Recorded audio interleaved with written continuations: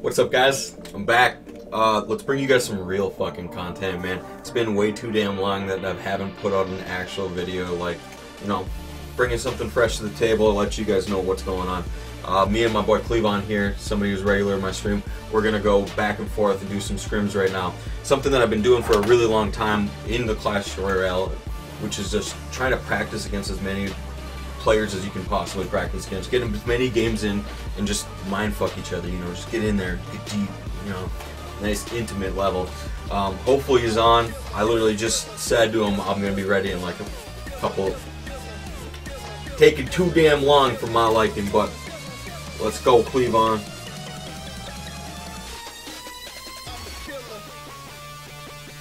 But I'm gonna start off real quick with what I feel like is the meta of Clash Royale. The meta right now seems to be about unstoppable damage to your turret. Trying to get damage on the enemy turret, trying to make sure that damage gets to their turret. It's a very difficult meta. If you're not familiar in Clash Royale, I feel like this is a very advanced tactic that got brought up, and we kind of got to this point through time. It took a long time to get here. There was like these rush metas there with like a distraction meta, and then there was like a mid-range kind of like build-up meta, which was about like predicting minor placements and predicting placements. This meta doesn't seem to be as based off of predicting, more about enemy deck knowledge and respecting the enemy's deck and not acknowledging their deck. It's really important. Knowing what they have and knowing what they use, what their playstyle is, where they place troops typically in those kind of decks is really, really big. Knowing the difference between like a center placement Goblin Barrel or like a back placement Goblin Barrel can make or break the entire game sometimes. Misplaying one misplay causes a whole game to be lost in Clash Royale.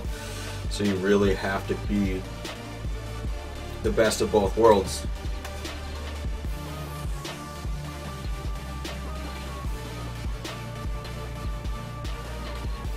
I hate typing in this. Let's go. Let's get some volume in here.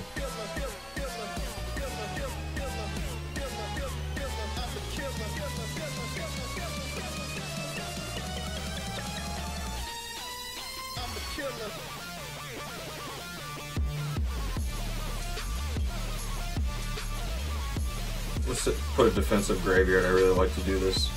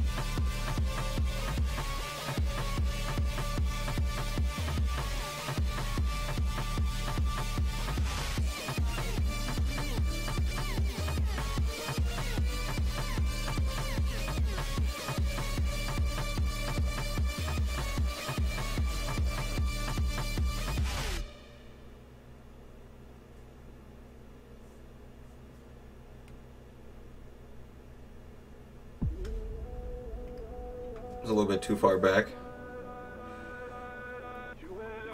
or too far front on that.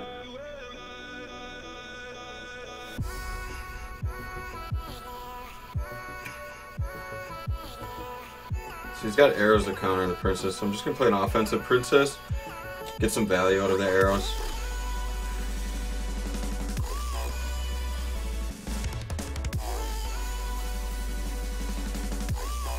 So I'm going to change the aggro over there.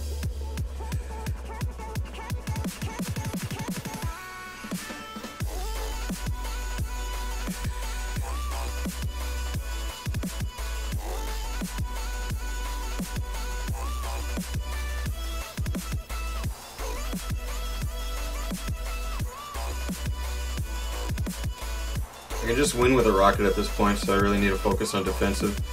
Being defensive for this 30 seconds. that's coming up, I'll play a defensive graveyard. It's really hard to push through a graveyard.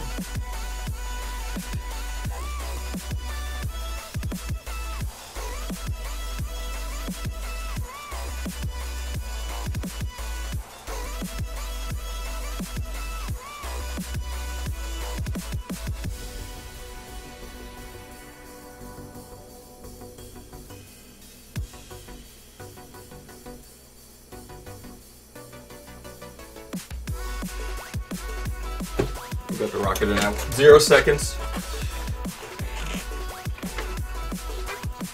So one thing I really like to do is get a lot of friendly matches in with a deck in order to learn it. This deck, I don't have like the thousands of matches that I did on like my minor minion horde deck that I really mained up until I got Legend Arena. For those of you guys that don't know, I did get Legend Arena the day I turned level 7. So I'm gonna just place that out there for no apparent reason at all. Actually, I have a reason for it because I know how Cleavon plays.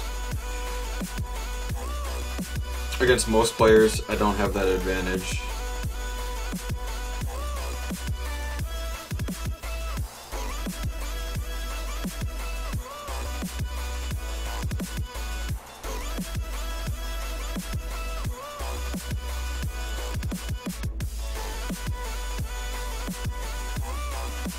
Oh, is he gonna poison the... I'm gonna try and get some of these out of there.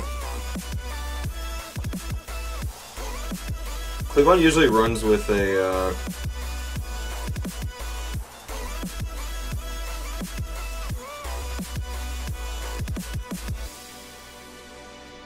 I don't know what he's been doing. He's been pushing up, so...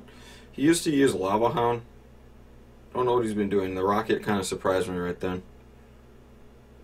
I don't know what this deck is right now.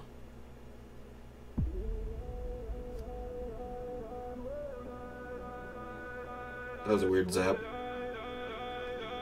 Because now I'm going to be able to do this.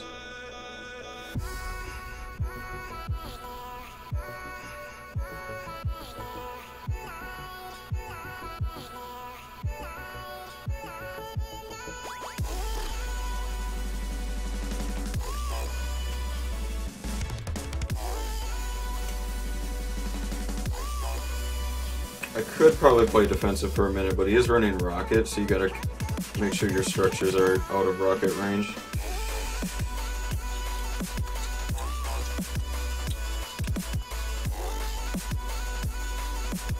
Rocket's just so scary in this meta right now. I don't like the card at all.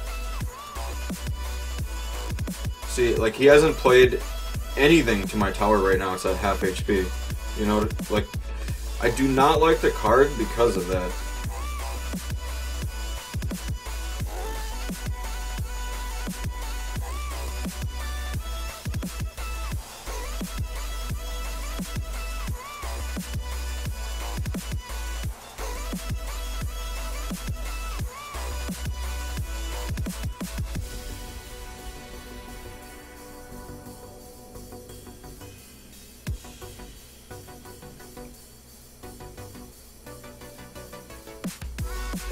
I think I'll be able to defend there.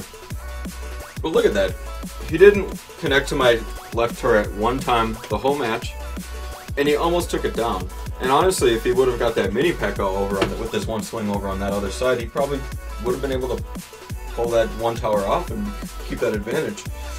Notably, I took his first tower really early on with a misplay on the cheese on a counter push. But let me try a different deck here, show you guys a little bit of the other side of the meta that I think there is. He was trying to do an unavoidable turret damage meta, like turret damage like composition, right? Which is one side of the meta that I think is very, very, very strong. It's probably the best part, but has the biggest opportunity to loss if you don't play everything perfectly. But it's very easy to play it. It seems unavoidable turret damage like that comp that I was just running with the Gravedigger comp, the Gravedigger combo. It doesn't have as big of openings to lose, except for when you're against another. I'm going in with this very common card. This card has just absolutely abolished the ranks recently. I gave him the rocket distance. I should have put it one tile over, so you could see a misplay right there for me. I could zap this, but I'm not going to. I'm going to save it.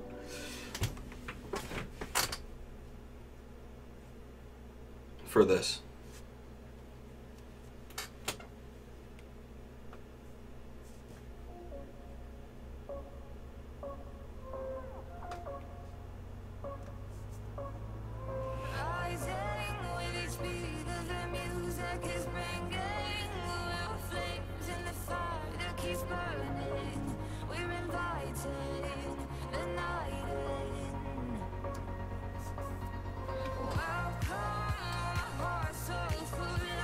This is a very, very common deck at this in Legend Arena. It's almost exactly this. A few cards changed around. The reason for the archers is because of the log. The log really brought archers into light because it relegated out goblins. Because goblins were automatic. They were used automatically for such a long time. But with the introduction of log, archers just made everything so much better. I'm gonna try and get rid of these. Maybe get a little bit of damage on his turret. Nope. So I'll probably switch lanes here. Or no, I'm not. I'm gonna go with an offensive golem. And he went with the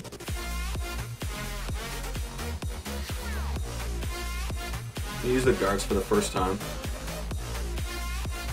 And this could be a lot of damage here in a second to his turret if left unchecked. I'm gonna lightning this just to get it down and frozen for a second. And that's 3 crown. That's what this deck was made for. It's very brute force, very, very punishing, pushes in very hard, and it counters anything that it counters. The biggest counter to the Golem is Inferno Dragon and Inferno Tower. Lightning counters that, just gets rid of it right off the map. Does massive damage to it and the tower, so it punishes you and does damage to your tower for placing down the counter. So if you want to Inferno Dragon this Golem, you're gonna take lightning.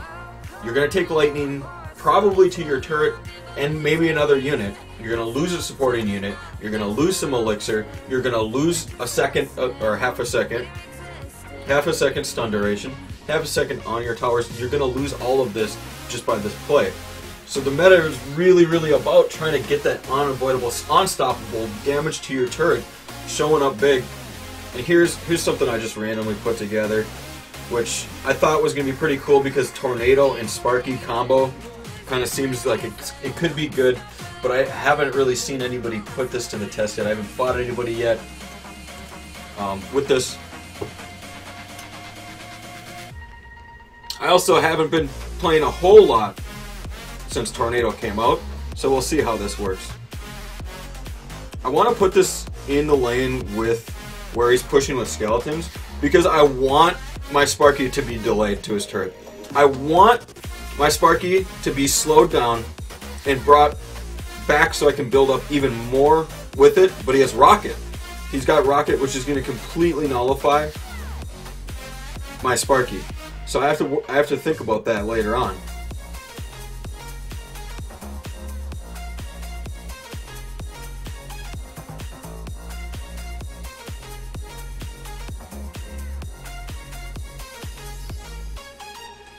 I'll put a frontal on this. I'm probably going to try and, yep, going to tornado that. I should have tornadoed it a different direction, but I brought it towards my lane, so it should get eaten up fast. I gotta keep...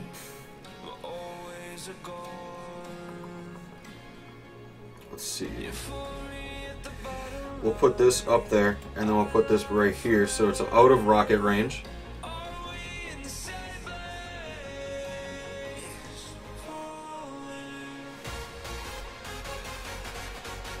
And I got it.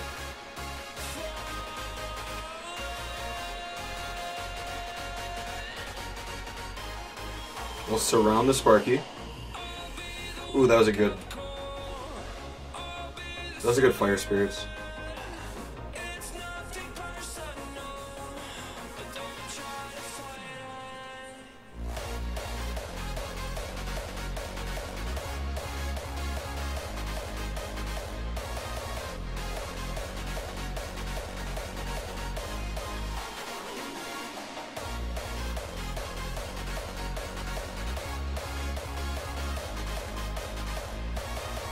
Surround this. We're gonna put Goblin Barrel over here for the damage. We're gonna put Miner over here to separate so he doesn't. We're gonna bring this Sparky away.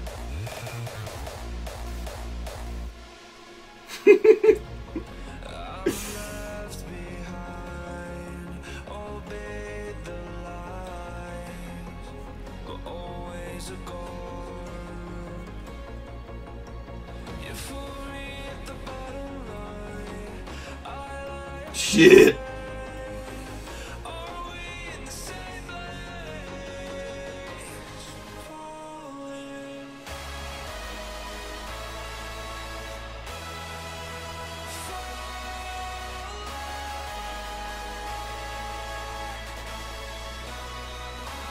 Oh, he got me! Oh, snap.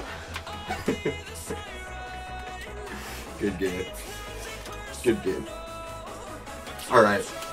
So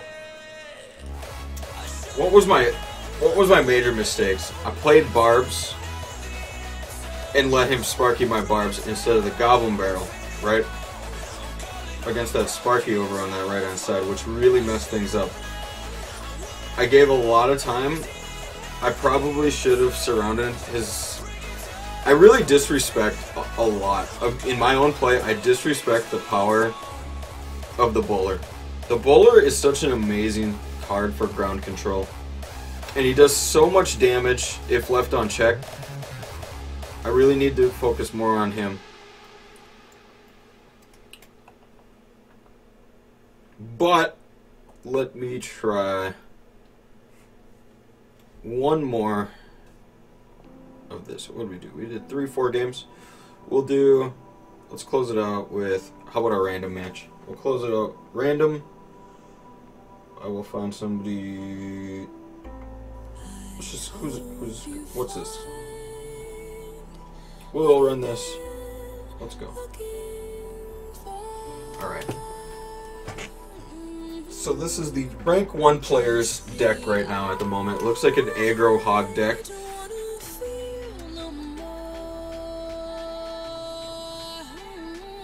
I would need to see how he plays this.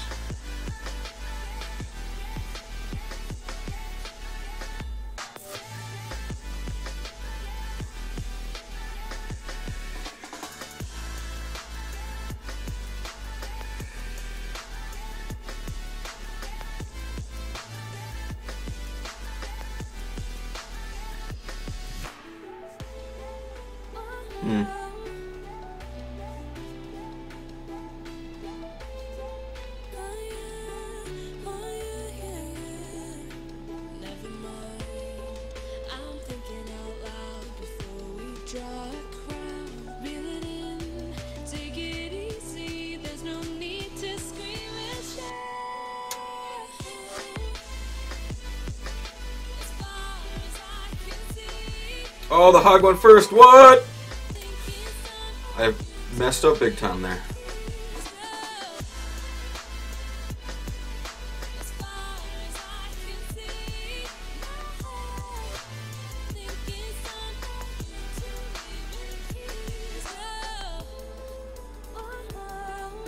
So I want him to play more cards over here. I'm just going to play another offensive princess.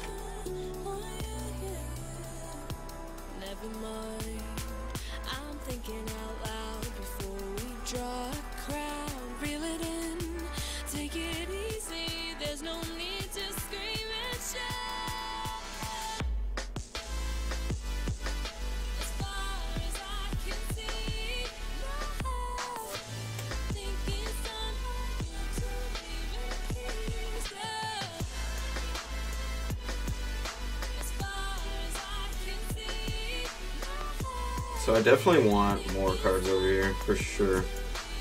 We'll place this right here.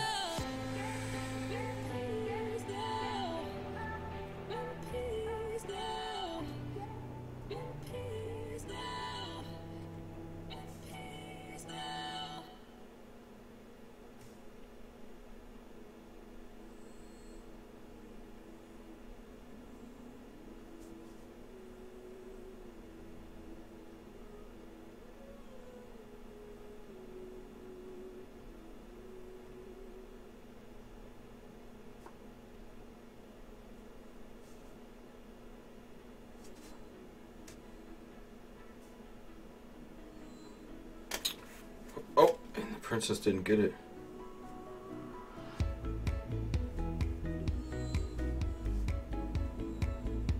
And finish the game with a log.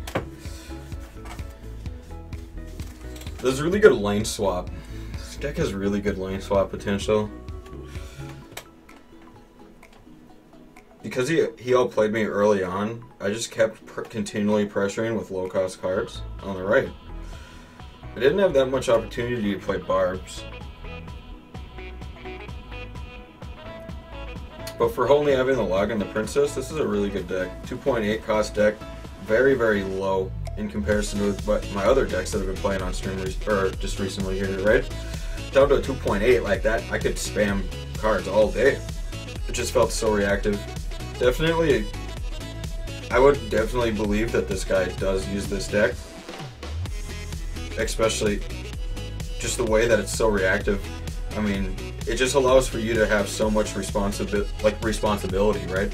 Being able to play so many different things, so many different places, just gives you so much control over the map. That feels really good. That feels really, really good. But I'm gonna conclude that there. He wants to go one more time. How about this? We'll go with another random person. What is he running? He's running the lightning. Very ground heavy. I'm not gonna play that one. That guy's running the same comp. I like this. I want to try this.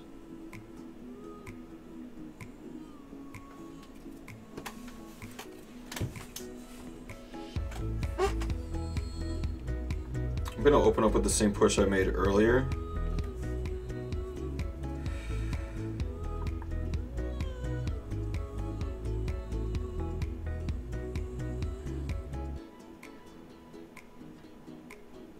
Man, I got a lot off there.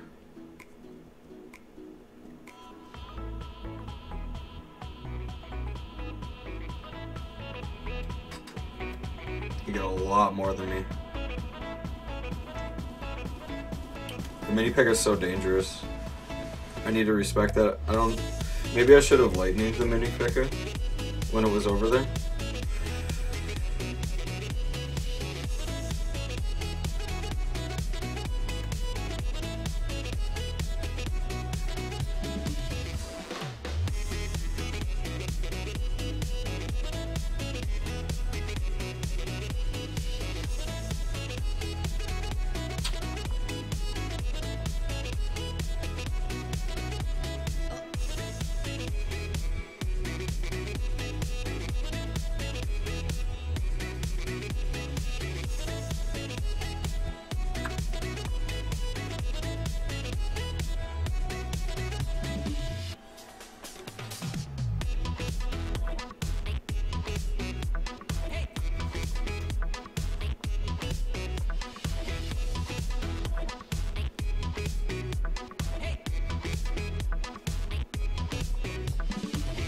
When that mini P.E.K.K.A connects, it really connects. I wonder how this guy plays this deck against mini P.E.K.K.A.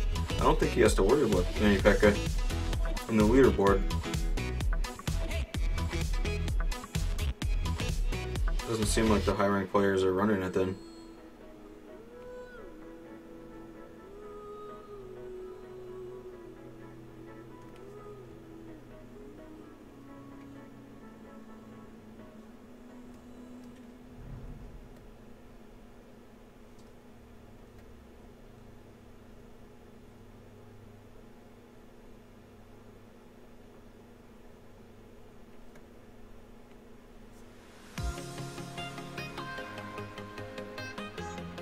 Dang.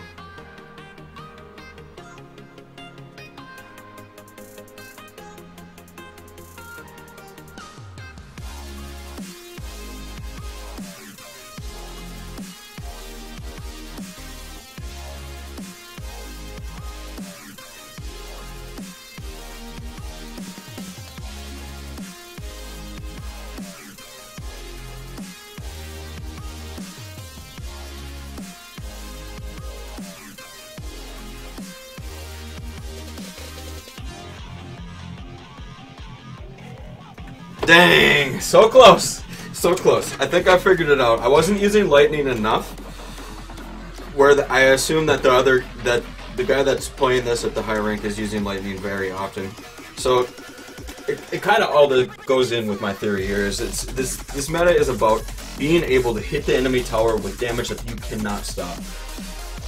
Damage that you can't stop seems to be probably the most important part in your deck creation process. It is the key component, and it sets the tone for your whole deck. Where I see almost rocket or lightning in almost every single deck. If you don't build that, if you're not building with rocket or lightning, then you're using something like this, log and hog. Log and hog are really hard to stop when supported with the right units and countered with the right units. So it does really seem that this is the meta. And when you're building a deck, you should definitely consider that. You should definitely don't be sleeping on the rocket now. It's rocket's era right now. With pump getting changed to cost 6 recently, costing 6, that's the same as rocket. And rocket deletes pump right off the map and does some damage in that area. Can't be sleeping on the rocket. Can't be sleeping on lightning. Very, very good spells right now. Definitely meta. You should definitely check those out. But I'm gonna thank you guys so much for watching me, and thank you guys so much for coming and continue with my journey, because I'm changing the pace on my YouTube channel here. Not going to be doing Summoners War content anymore, but I'm definitely going to keep it real with the games that I like. Clash Royale, Pokemon Go seems promising in the future. Not right now at the moment, but I'm definitely going to consider it with the new dailies and whatnot. I've been logging into Pokemon Go almost every day recently. It's a lot of fun. You get like 500 XP for your first Pokemon or whatever. I've been loving it. I've been having a lot of fun. And then when I'm home, I'm playing H1Z1 on stream. H1Z1's been just killing it for me so much strategy for me. I love it. I am having so much fun with the games that I'm playing. I'm getting so much entertainment and so much enjoyment out of the games I'm playing. And I thank you guys, and I hope that this will carry on to you guys, and you guys will feel that energy, feel that vibe. Have a good one. I appreciate your guys' support. It means so much for me. I know I was a little bit quiet, but I mean, Clash Royale and like shoutcasting is not my thing yet, and I'm definitely going to train on it. Thank you guys so much for watching. I'm out for the day. Peace.